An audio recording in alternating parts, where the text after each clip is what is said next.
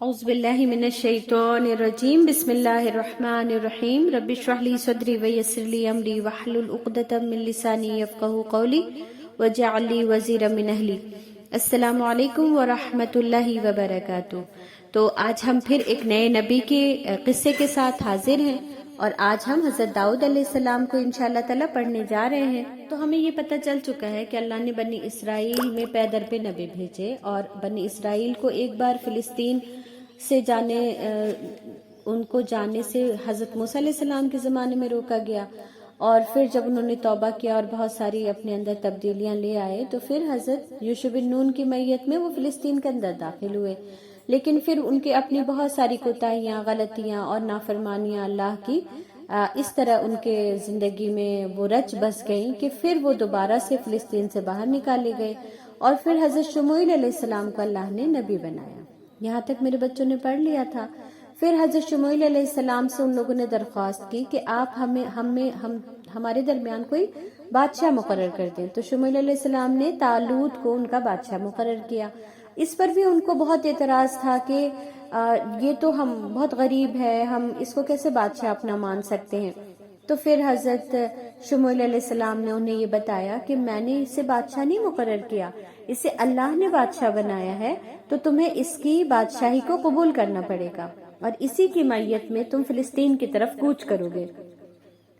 بہرحال اب تو خود انہوں نے ڈیمانڈ کیا تھا بادشاہ بنانے کا، تو اس لیے تھوڑا بہت اعتراض کرنے کے بعد وہ راضی ہو گئے، اور پھر وہ وہاں سے نکلے۔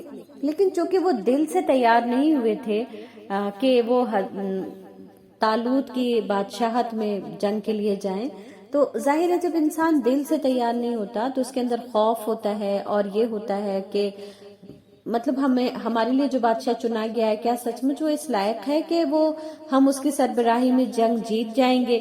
یہ سارے اندیشے تھے ان لوگوں کو، جس کا اظہار انہوں نے حضرت شموئیل علیہ السلام سے کیا بھی تھا۔ تو حضرت شموئیل علیہ السلام نے ان سے کیا فرمایا تھا کہ یہ علم اور جسمانی اعتبار سے تم سے بہت بہتر ہے، بہت اچھا ہے، اور اس سے ہمیں یہ پتا چلتا ہے کہ ایک لیڈر ہونے کے لیے بہت ضروری ہوتا ہے کہ انسان کا علمی اعتبار سے بھی اس کے اندر علم بہت اچھا ہو، بہت زیادہ ہو، اور دوسرے وہ جسمانی اعتبار سے بھی اسٹرانگ ہو، ہے نا۔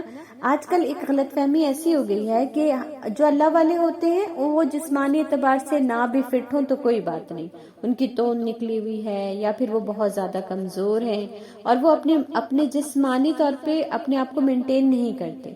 تو یہ ایسا نہیں ہونا چاہیے۔ ایک دائی کو چاہیے کہ وہ اپنے علم کو بھی بڑھائے اور اپنے جسم کو بھی طاقتور رکھے، مطلب ایسا رکھے کہ وہ بہت لمبا چل سکے، بھاگ سکے، اور وہ بھاری چیزیں اٹھا سکے۔ تو اس سے ہمیں کیا پتہ چلتا ہے کہ ہمارے بچوں کو بھی جسم کا خیال رکھنے کا مطلب یہ نہیں ہوتا کہ ہماری اسکن بہت اچھی ہو، ہمارے ہاتھ پیر بڑے نرم نازک ہوں، نہیں، بلکہ اسٹرانگ ہو ہمارا جسم، ہمارے جسم کے اندر طاقت ہو، تاکہ ہم کسی کی مدد کر سکیں، تاکہ ہم اللہ کے لیے رات اور دن کوشش کر سکیں، اور اس کے لیے ایک صحت مند جسم ہونا بہت ضروری ہے۔ تو ایک لیڈر بننے کے لیے جہاں انسان کا علمی اعتبار سے بہت اچھا ہونا چاہیے، وہاں پر اسے جسمانی اعتبار سے بھی بہت طاقتور ہونا چاہیے۔ تو طالوت ایسے ہی تھے، اس لیے اللہ نے انہیں بادشاہ مقرر کیا۔ اور پھر آگے جب آپ پڑھیں گے تو آپ کو پتا چلے گا کہ اور بھی کچھ لوگوں کو اللہ نے اس دو بنیاد پر انہیں بھی اللہ نے بہت بڑی بادشاہی عطا کی، ہے نا۔ تو پھر طالوت کے ساتھ یہ لوگ فلسطین کی طرف بڑھے، لیکن انہیں بس یہ ڈر تھا کہ ہم بہت کم ہیں، ہماری تعداد بہت کم ہے، اور جو جالوت ہے اس کے پاس بہت بڑی فوج ہے، تو ہم کیسے اتنی بڑی فوج کا مقابلہ کر پائیں گے۔ لیکن وہ ابھی زبان سے کچھ نہیں کہہ رہے تھے۔ پھر ان کا گزر ایک نہر کے پاس سے ہوا، تو اللہ کا حکم یہ آیا کہ اس نہر سے کوئی پانی نہ پیے بلکہ تیزی کے ساتھ نکل جائے، اور کسی کو اگر بہت پیاس لگی ہو تو وہ ایک چلو بھر پانی پی لے۔ اور پتہ ہے آپ کو پیارے بچوں کہ اس کا ذکر قرآن میں موجود ہے نا، اور یہاں پر جو بھی بات میں آپ کو بتا رہی ہوں وہ قرآن سے ہی بتا رہی ہوں۔ بہت ساری اسرائیلی روایات ہیں۔ کیونکہ ہمیں یہ یاد رکھنا چاہیے کہ حضرت داؤد علیہ السلام ہیں، چاہے موسیٰ علیہ السلام ہیں، یہ جو سارے انبیاء ہیں ان کو عیسائی بھی مانتے ہیں اور یہودی بھی مانتے ہیں، ہے نا۔ یعنی کتنی بڑی بے عقلی ہے، کتنی بڑی ہماری ناسمجھی ہے کہ ہم نے انبیاء کو پڑھا ہی نہیں، ہم نے انبیاء کو سمجھا ہی نہیں۔ وہ انبیاء جو 3 مذاہب کو آپس میں کنیکٹ کرتے ہیں، ہے نا، دنیا کے 3 ایریے میں رہنے والے لوگ، 3 سوچ رکھنے والے لوگوں کو آپس میں ایک موتی میں، ایک مالا میں پرو دیتے ہیں۔ ہم نے ان انبیاء علیہ السلام کو نہ جاننے کی کوشش کی، نہ سمجھنے کی کوشش کی، ہے نا۔ تو یہ بات یاد رکھیں کہ انبیاء کے قصے فیری ٹیل نہیں ہیں، انبیاء کے قصے حقیقی ہیں۔ اور صرف آپ نہیں مانتے ان انبیاء کو، ان انبیاء کو یہود بھی مانتے ہیں اور نصارہ بھی مانتے ہیں۔ ہاں، ان کے پاس جو معلومات ہے اس میں بہت گڑبڑ ہو گئی ہے، ان کے پاس جو معلومات ہے اس میں بہت ساری انہوں نے اپنی طرف سے پھیر بدل کر دیا ہے۔ تو آپ کے اور میرے پاس صحیح علم ہے، تو پہلے ہم اس علم کو حاصل کریں گے، تبھی تو ہم دوسرے تک اس کو پہنچا پائیں گے۔ تو طالوت کے ساتھ جب یہ فوج آگے بڑھی تو ایک نہر کے پاس پانی پینے کا یہ حکم جب آ گیا تو لیکن اس میں بہت ساری اکثریت نے پیٹ بھر کر پانی پی لیا، لیکن اس میں سے بہت سارے لوگ ایسے بھی تھے، کچھ لوگ جنہوں نے پانی بالکل بھی نہیں پیا۔ اب جن لوگوں نے پانی پیا انہیں اور زیادہ خوف اور ڈر محسوس ہونے لگا۔ اس کے بارے میں مفسرین کی الگ الگ رائے ہے، اور میں بھی یہ سمجھتی ہوں کہ ہو سکتا ہو اس میں ایسا کچھ کیمیکل ہو جس کی وجہ سے اللہ تعالیٰ نے اس پانی کو پینے سے منع فرمایا ہو، کہ بجائے اس سے تم کو تقویت ملنے کے، فائدہ ملنے کے، تمہیں کہیں نقصان ہو جائے گا۔ اور اللہ رب العالمین اپنی بنائی ہوئی چیزوں کے بارے میں بہتر جانتا ہے۔ پانی، سمندر، جتنی بھی نہریں، دریا، یہ ساری چیزیں کس نے بنائی ہیں؟ اللہ نے بنائی ہیں۔ اور اگر اللہ نے ہمیں بہت کچھ چیزیں کھانے سے روک دیا ہے تو اس میں سراسر ہمارا خود کا فائدہ ہوتا ہے۔ جیسے اللہ نے کچھ جانور کھانے کا حکم دیا اور کچھ جانور کھانے سے سختی سے روک دیا، بلکہ حرام قرار دے دیا، ہے نا۔ تو ہمیں اس بات کا یقین ہونا چاہیے کہ اللہ نے جس کا حکم دیا وہ ہمارے لیے بہتر ہے، اور جس سے روک دیا وہ ہمارے لیے 100% بہتر ہے نا۔ اور یہی بات بنی اسرائیل کو سمجھنے میں غلطی ہو گئی، انہوں نے پانی پی لیا، اب ان کے اندر اور بھی زیادہ ڈر اور خوف بیٹھ گیا، اور انہوں نے کیا کیا، وہ میدان چھوڑ کر بھاگ کھڑے ہوئے۔ لیکن سارے بنی اسرائیلی ایسے نہیں تھے، کچھ ایسے بھی تھے اللہ والے جو بالکل نہیں ڈرے، اور انہوں نے کیا کہا کہ ہمیں نہیں اس سے ڈرنا چاہیے، کیونکہ میرے رب نے تو بہت بار ایسا کیا ہے کہ انہوں نے اللہ سے مدد مانگی، اور انہوں نے کہا کہ اللہ نے بہت بار قلیل تعداد کو کثیر تعداد پر فتح عطا کی ہے، تو اللہ تعالیٰ ہمیں بھی فتح عطا کرے گا انشاءاللہ۔ اور پھر وہاں پر ان کے قوم نے اللہ سے دعا مانگی، جو دعا بہت ہی مشہور ہے اور بہت سارے لوگ اس دعا کو مانگتے بھی ہیں، اور اس دعا کو انشاءاللہ تعالیٰ آپ لوگ بھی یاد کر لیجئے گا۔ اور وہ دعا ہے، ربنا، اے ہمارے رب، افرغ علینا، انڈیل دے ہم پر، صبرن، صبر کو، وثبت اقدامنا، وانصرنا علی القوم الکافرین، ہمیں ثابت قدم رکھ اور کفار کے قوم کے مقابلے میں ہماری مدد فرما۔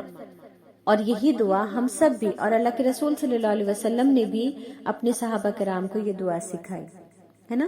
ربنا افرغ علینا صبرا وثبت اقدامنا وانصرنا علی القوم الکافرین۔ اور یہ کس کی دعا ہے؟ یہ بنی اسرائیل کے ان چند اچھے، صالح، نیک لوگوں کی دعائیں ہیں جنہوں نے اپنے رب سے یہ دعا مانگی ایک بڑی تعداد دشمن کی دیکھنے کے بعد، اور اللہ تعالیٰ نے ان کی اس دعا کو قبول بھی کیا۔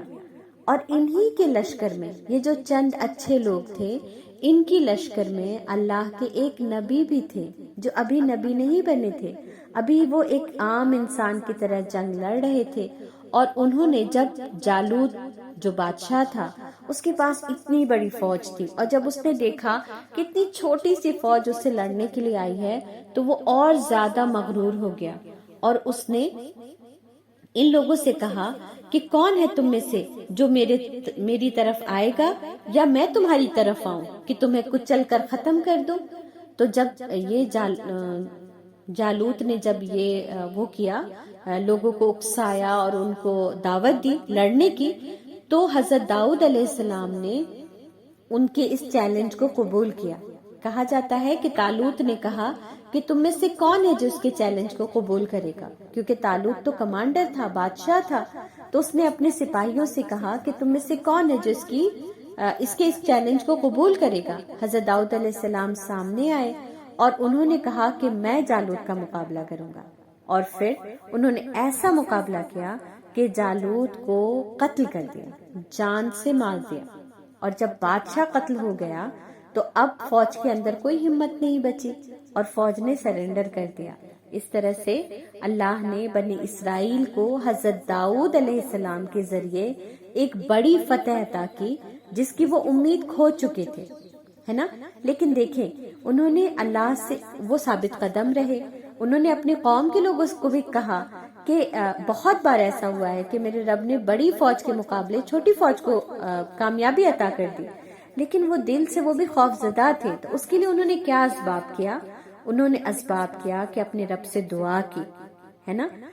اللہ سے دعا کرنے کا یہ ہرگز مطلب نہیں ہوتا کہ ہم اپنی کوششیں کرنا چھوڑ دیں اور ایک کونے میں بیٹھ جائیں اور اللہ اللہ کرنا شروع کر دیں۔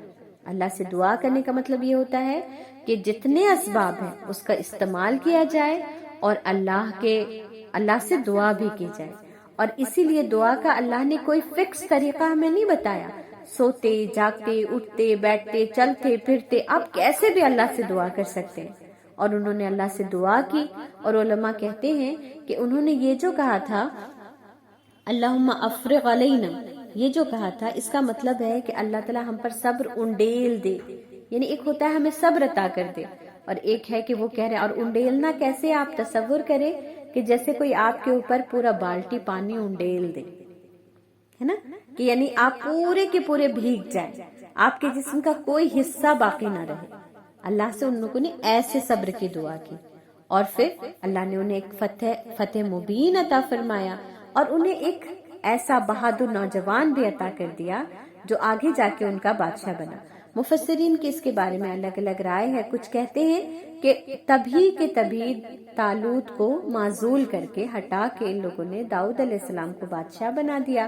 کچھ کہتے ہیں کہ طالوت نے خود ہی حضرت داؤد علیہ السلام کو بادشاہ بنا دیا، کیونکہ ان کے اندر زیادہ صلاحیت اور ان کے اندر وہ کوالٹیز تھی۔ کچھ کہتے ہیں کہ بعد میں جب طالوت مر گیا یا طالوت کی بیٹی سے حضرت داؤد علیہ السلام کی شادی ہو گئی، اور پھر اس طریقے سے حضرت داؤد علیہ السلام بادشاہ بن گئے، واللہ اعلم۔ لیکن اس بات پر سب کا اتفاق ہے کہ حضرت داؤد علیہ السلام کو اللہ نے نبی بنایا، اور حضرت داؤد علیہ السلام پھر بنی اسرائیل کے بادشاہ بھی بنے، فلسطین کے بادشاہ بنے۔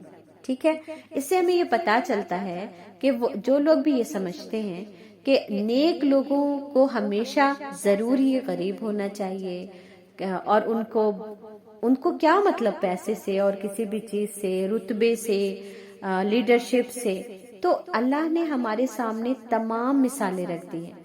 ہمارے ایسے بھی نبی ہیں جو بادشاہ نہیں تھے، ایسے بھی نبی ہیں جو لیڈر تھے، ایسے بھی نبی ہیں جو بادشاہ تھے، ہے نا۔ تو اللہ نے تمام لوگوں کے لیے وہ رکھا ہے، ایگزامپلز رکھا ہے کہ تم چاہو تو اس کی طرح بنو، تم چاہو تو اس کی طرح بنو، ہے نا۔ اور یہ ہمیں اس سے یہ پتا چلتا ہے کہ دنیا میں تمام چیزیں جو اللہ تعالیٰ ہمیں عطا کرتا ہے، ہمیں اس کو استعمال کر کے کیا کرنا ہے، جنت میں جانے کی تیاری کرنی ہے نا، اللہ کے اچھے اچھے کام کرنے۔ تو اللہ تعالیٰ نے اگر ہمیں پیسہ دیا ہے، رتبہ دیا ہے، تو اس کے ذریعے بھی ہمیں اللہ کی خوشی والے کام کرنے ہیں، راضی کرنے والے کام کرنے ہیں انشاءاللہ تعالی۔ اچھا، داؤد علیہ السلام کے بارے میں یہ ہے کہ جیسے کہ میں پہلے بھی بتا چکی ہوں کہ اللہ نے کوئی نبی ایسا نہیں بنایا جس کو اللہ نے اسمارٹ ہینڈسم نہ بنایا ہو، ہے نا۔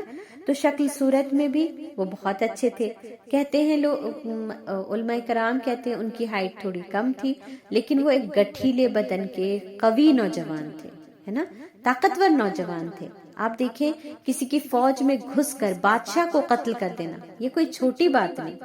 اللہ نے اتنی بڑی، اتنی زیادہ طاقت حضرت داؤد علیہ السلام کو عطا کیا تھا، اور اسی طریقے سے پھر اللہ نے حضرت داؤد علیہ السلام کو کچھ اور نشانیاں بھی دی، کچھ اور چیزیں بھی دی، نعمتیں بھی دی، کہ اللہ نے حضرت داؤد علیہ السلام کے لیے لوہے کو نرم بنا دیا۔ اللہ نے قرآن میں اسی الفاظ میں ذکر کیا ہے کہ ہم نے داؤد کے لیے لوہے کو نرم کر دیا۔ اب اس کے بارے میں بھی علماء کی الگ الگ رائے ہے۔ کچھ کہتے ہیں کہ حضرت داؤد علیہ السلام اپنے ہاتھوں سے لوہے کو کسی بھی اینگل میں ڈھال سکتے تھے، اس کا کچھ بھی بنا سکتے تھے، اور کچھ کہتے ہیں کہ ان کو وہ علم عطا کر دیا گیا کہ لوہا کس طرح نرم کیا جا سکتا ہے۔ دونوں باتیں درست ہو سکتی ہیں، واللہ عالم۔ اللہ نے ہمیں جتنا بتایا وہ ہمارے لیے سفیشینٹ ہے کہ اللہ نے داؤد علیہ السلام کو لوہا کیسے استعمال کیا جائے اس کا علم عطا کر دیا۔ یہ ایسا نہیں ہے کہ اس سے پہلے لوہے کے بارے میں کوئی جانتا نہیں تھا، جانتے تھے لوگ، لیکن اس کو کیسے مولڈ کر کے اس کو کچھ بنایا جا سکتا ہے اس کے ذریعے، یہ فن نہیں آتا تھا لوگوں کو۔ اللہ نے یہ فن حضرت داؤد علیہ السلام کو عطا کیا۔ تو اب آپ دیکھیں کہ نبی کس طرح وہ بھی ہیں، ایجاد کرنے والے بھی ہیں، سائنٹسٹ بھی ہیں، ہے نا، اور اللہ تعالیٰ نے کس طرح نبیوں کے ذریعے بہت سارے ایجادات کروائے ہیں، ڈسکوریز کروائی ہیں۔ اور اللہ کے بندے انہیں جب پتا ہے کہ یہ دنیا اللہ نے بنائی ہے تو اس کی تمام چیزیں کیسے استعمال کرنی ہے، وہ ایک مسلمان کو، ایک مومن کو زیادہ پتا ہونا چاہیے۔ لیکن آج ہماری غلطی یہ ہے، آج ہمارے لیے افسوس کا مقام یہ ہے کہ ہم مسلمان ہی سب سے کم جانتے ہیں کہ اللہ کے ریسورسز کا ہم کس طرح زیادہ سے زیادہ فائدہ اٹھا سکتے ہیں۔ ہماری ساری جنریشن جاب کرنے میں، غلامی کرنے کو پریفر کرتی ہے۔ خود اپنا کام ہم کیسے کریں، کسی چیز کو ہم کیسے ڈسکور کریں، کسی چیز کو کیسے ہم اچھا بنائیں اور وہ دوسروں کے کام آ سکے، ہم اس کی طرف توجہ نہیں کرتے۔ جاب بھی کریں لیکن سائڈ سے اپنا کوئی نہ کوئی کام، کوئی نہ کوئی ایسی چیز ضرور سوچتے رہیں، ڈیولپ کرتے رہیں جس سے آپ کے لوگوں کو فائدہ ہو، جس سے دنیا کو فائدہ ہو، اللہ کے بندوں کو فائدہ ہو۔ اور اللہ کی یہ ریسورسز آپ کو پتہ ہے کہ آپ اس کا بہترین استعمال کریں گے، اسے ضائع نہیں کریں گے، برباد نہیں کریں گے۔ کیوں؟ کیونکہ یہ آپ کے رب العالمین کا بنایا ہوا ہے۔ آپ کو تو محبت ہے کیونکہ آپ کو اللہ سے محبت ہے نا۔ تو اس طرح سے اللہ نے حضرت داؤد علیہ السلام کے لیے لوہے کو نرم کر دیا۔ اور حضرت داؤد علیہ السلام وہ نبی ہیں کہ جن کو پرندوں کی آواز سمجھ میں آتی تھی، اور جب وہ تسبیح بیان کرتے تھے تو پرندے ان کے سر میں ملا کے تسبیح بیان کرتے تھے۔ اور جیسے کہ ہم سب بھی جانتے ہیں کہ پہاڑ، پرندے، جانور سب اللہ کی تسبیح بیان کرتے ہیں، لیکن ہم یہ نہیں جانتے کہ وہ کیسے تسبیح بیان کرتے ہیں۔ پر داؤد علیہ السلام وہ نبی ہیں جن کو یہ پتا تھا کہ وہ کیسے تسبیح بیان کرتے ہیں، بلکہ پرندے ان کے ساتھ تسبیح بیان کرتے تھے، پہاڑ ان کے ساتھ تسبیح بیان کرتے تھے۔ کتنی بڑی بات ہے نا، اور کتنا پیارا سما ہوتا ہوگا کہ حضرت داؤد علیہ السلام تسبیح بیان کر رہے ہیں اور پرندے بھی ان کے ساتھ کر رہے ہیں۔ اور آپ کو پتا ہے جب جنتی اللہ کی جنت میں جائیں گے تو ان کو داؤد علیہ السلام کی زبان میں، آواز میں قرآن سنایا جائے گا۔ اتنی پیاری آواز تھی حضرت داؤد علیہ السلام کی، سبحان اللہ، ہے نا۔ تبھی تو پرندے سارے جمع ہو جاتے تھے اور ان کے ساتھ تسبیح بیان کرتے تھے۔ کتنا خوبصورت سما ہوگا۔ اور اگر ہم یہ سما دیکھنا چاہتے ہیں تو ہمیں کیا کرنا ہوگا؟ ہمیں اچھے اچھے کام کرنے ہوں گے، اللہ کی رحمت سے جنت میں جانا ہوگا۔ پھر ہم اللہ تعالیٰ سے فرمائش کریں گے کہ اللہ تعالیٰ ہمیں داؤد علیہ السلام کا وہ منظر دکھا دیجئے جب داؤد علیہ السلام پرندوں اور پہاڑوں کے ساتھ آپ کی تسبیح بیان کرتے تھے، ہے نا، انشاءاللہ۔ دیکھیں ہم کتنے خوش نصیب لوگ ہیں نا کہ ہمارے پاس سب کچھ دیکھنے کا ایک سنہرا موقع ہے، لیکن یہ سب موقع ہمیں کیسے مل سکتا ہے؟ جب ہم جب ہم یہاں اللہ کے بتائے ہوئے کام پر چلیں گے، اللہ کے روکے ہوئے راستوں سے رک جائیں گے، اللہ کے نافرمانے والے کام نہیں کریں گے، اور اگر ہو جائیں تو ہم اللہ سے رو رو کر، گڑ گڑا کر دعائے مغفرت کریں گے تاکہ اللہ تعالیٰ اپنی رحمت سے ہمیں معاف کر دے، ہے نا۔ تو انشاءاللہ تعالیٰ ہم ایسے ہی بندے بننے کی کوشش کریں گے اللہ کی۔ اور پھر اللہ نے انہیں اور جو ایک چیز عطا کی تھی وہ تھی حکمت، یعنی کسی بھی معاملے کا فیصلہ اللہ نے ان کو یہ وہ عطا کیا تھا کہ وہ کسی بھی معاملے کا فیصلہ انصاف کے ساتھ کرتے تھے۔ اور ایک فیصلے کا ذکر آپ جب قرآن کو پڑھیں گے ترجمے سے تب آپ کو پتہ چلے گا. اس کے بارے میں بہت ساری الگ الگ اختلاف ہے، اس لیے میں اس واقعے کو یہاں پر نہیں لے رہی ہوں. لیکن داؤد علیہ السلام کو یہ 3 بہت بڑی نعمت اللہ نے عطا کی تھی، اور ان نعمتوں کے ذریعے داؤد علیہ السلام نے اپنے بادشاہت میں اتنا زیادہ وسعت کیا، انہوں نے اپنی بادشاہت کو اتنا زیادہ پھیلا دیا، ایکسپینڈ کیا کہ علماء کہتے ہیں کہ ایک بہت بڑے زمین کے خطے پر، ایک بہت بڑے زمین کے حصے پر داؤد علیہ السلام کی بادشاہت قائم ہوئی ہے نا. تو کتنا پراؤڈ فیل ہو رہا ہے نا ہمیں کہ ہمارے ایک نبی ایسے تھے جن کو اللہ نے اتنی بڑی بادشاہت عطا کی. اور داؤد علیہ السلام کے بارے میں اچھا، وہ اتنے اسٹرانگ، اتنے بڑے بادشاہ، اتنا زیادہ فیصلے کرتے تھے، اور وہ اپنے ہاتھوں سے لوہے کو نرم کر کے اس سے زرع بناتے تھے، ہے نا، شیلڈ بناتے تھے، جس کو پورا کپڑا پہنا جاتا ہے نا لوہے کا، جس سے مطلب پروٹیکشن ہوتی ہے، تلوار کا وار نہیں لگتا، لوہے کے مطلب وہ تیر نہیں لگتے، ان سب سے پروٹیکشن ہوتی ہے. اس کا ایجاد، اس کو سب سے پہلے حضرت داؤد علیہ السلام نے ہی بنایا. اور اللہ کے رسول صلی اللہ علیہ وسلم نے فرمایا کہ حضرت داؤد علیہ السلام اپنے ہاتھوں کی کمائی کھاتے تھے، یعنی وہ یہ زرہیں بناتے تھے اور اسے فروخت کرتے تھے، بیچتے تھے، پھر اس سے جو پیسہ آتا تھا اسی سے ان کا گھر چلتا تھا. بادشاہی سے، دوسروں کے پیسے سے، ٹیکس کے پیسوں سے وہ گھر نہیں چلاتے تھے اپنا، وہ نہیں کھاتے تھے وہ، ہے نا. تو یہ ان کا ذریعہ معاش بھی تھا، یعنی ان کے کمائی کا ذریعہ بھی تھا یہی زرع بنانا. لیکن کیا اتنے سارے کاموں میں وہ اللہ کی عبادت کم کرتے تھے؟ نہیں. تو آپ کو پتا ہے حضرت داؤد علیہ السلام رات کے 1 پہر سوتے تھے، اور ایک پورے آدھے پہر رات کے وہ اللہ کی عبادت کرتے تھے، بہت زیادہ عبادت کرنے والے تھے. رسول اللہ صلی اللہ علیہ وسلم نے فرمایا کہ اللہ کو حضرت داؤد علیہ السلام جیسا عبادت گزار بندہ پسند ہے. اور تم جانتے ہو کہ حضرت داؤد کیسی عبادت کرتے تھے؟ حضرت داؤد آدھی رات سوتے تھے اور آدھی رات اللہ کی عبادت میں گزارتے تھے. اسی طریقے سے وہ ایک دن روزہ رکھتے اور ایک دن روزہ نہیں رکھتے تھے، ایک دن ناغہ کرتے تھے.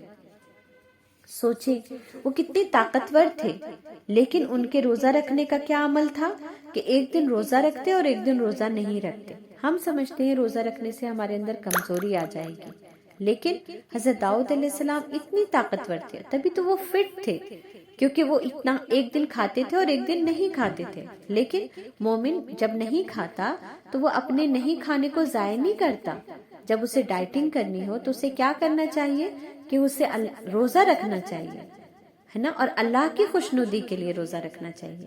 اور دیکھیں ڈائٹنگ کرنا کوئی بری بات نہیں ہے، لیکن اگر ہم وہ اس لیے کر رہے ہیں کیونکہ میرے رب نے مجھے ایک اچھا جسم دیا ہے، میں اسے مینٹین کرنا چاہتا ہوں، میں اسے طاقتور رکھنا چاہتا ہوں، اس لیے میں ڈائٹنگ کر رہا ہوں، تو پھر یہ عین عبادت ہے نا.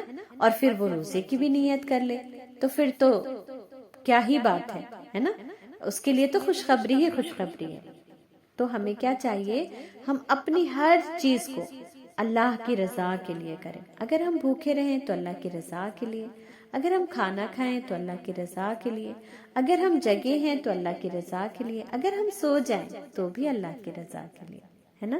تو حضرت داؤد علیہ السلام کا اللہ تعالیٰ کو سب سے زیادہ محبوب حضرت داؤد علیہ السلام کی نماز تھی، یہ رسول اللہ صلی اللہ علیہ وسلم نے فرمایا. اور سب سے زیادہ محبوب حضرت داؤد علیہ السلام کا روزہ رکھنا تھا، یہ بھی رسول اللہ صلی اللہ علیہ وسلم نے فرمایا. اور اس سے ہمیں یہ پتہ چلتا ہے کہ آپ کے اور میرے پاس کام کتنا بھی زیادہ ہو، لیکن رب کی عبادت میں کوئی کمی نہیں آنی چاہیے، ہے نا. تو اللہ تعالیٰ نے اتنی ساری نعمتیں حضرت داؤد علیہ السلام کو عطا فرمائی. اور یہ 3 ایسی قوم کے نبی ہیں جو بہت بڑی بڑی قومیں ہیں، اور یہ سب کے سب داؤد علیہ السلام سے بہت محبت کرتے ہیں، اور وہ مانتے ہیں کہ وہ ایک گریٹ بادشاہ تھے، ہے نا.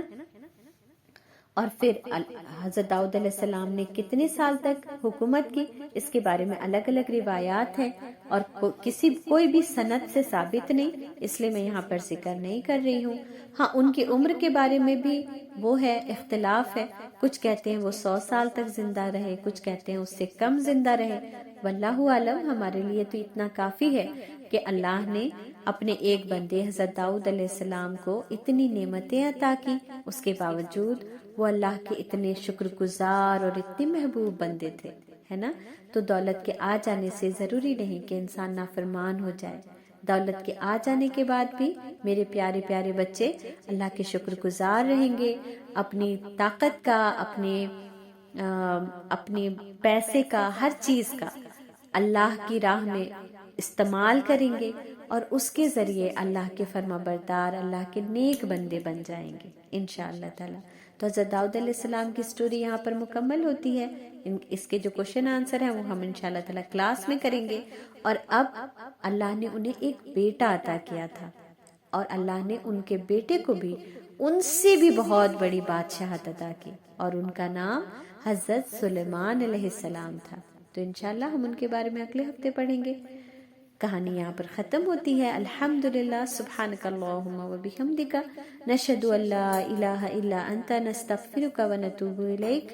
سبحان ربک رب العزۃ عما یصفون، وسلام علی المرسلین، والحمدللہ رب العالمین، آمین۔ السلام علیکم ورحمۃ اللہ وبرکاتہ۔